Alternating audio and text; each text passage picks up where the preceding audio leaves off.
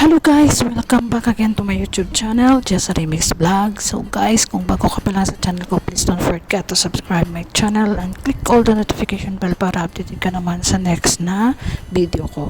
So medyo busy tayo at pasensya na po na ngayon naman tayo nakapag-upload ng long video. So ayan, may munting handaan at samahan nyo ako hanggang sa dulo.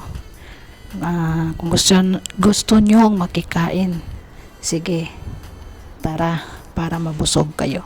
So pili lang kayo dyan, mayroong appetizer, dessert, or ano. So alam nyo na, kapag dito sa Middle East, no, alam nyo na kung ano ang mostly na mga inihahanda nila.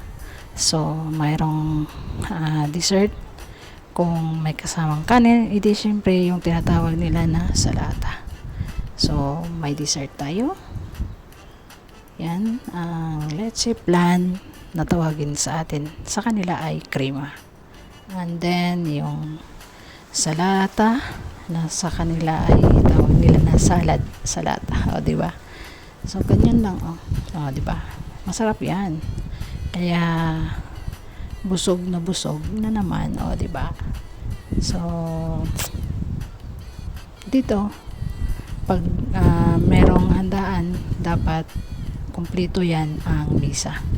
And then katapos nila yan, mamaya is magkakapiyan sila at saka mag-inom ng tea na may kasama na rin mga matatamis na pagkain, hummus. So ayan, ito yung hummus na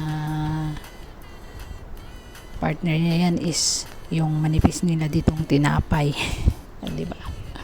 Basta sa mga taga Middle East or nandito sa bansang alam niyo na yan kung anong mga luto yan, o di ba? Huwag na natin isa-isahin kasi minamadali lang natin, di ba? Basta samahan niyo na lang ako hanggang dulo at maraming salamat sa lahat sa mga nagsusuporta at mga nanonood ng aking video. Laking tulong na yan para sa akin, di ba? So, pili lang kayo ha, hanggang sa dulo, panoorin nyo. Mabubusog kayo talaga dyan. Basta tayo ang gumawa, o di ba? So, ayan, mayroong bits, di ba?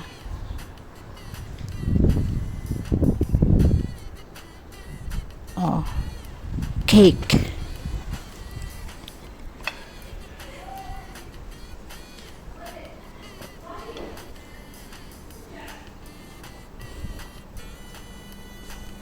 Iba't ibang sa pagkain o sari-saring pagkain ang laging inihahanda kapag may munting handaan o simpleng lang, bisita, di ba?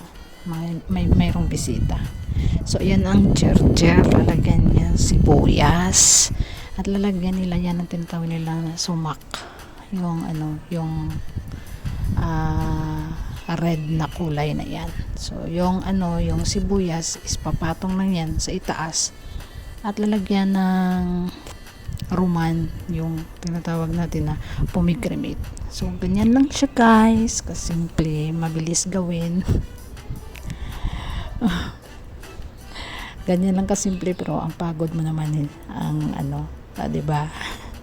O kung gusto nyo ng kanin, meron din kanin. O ayan, magloba.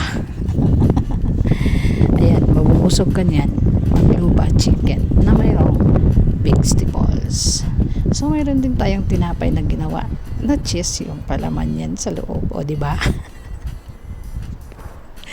Yan lang kasarap.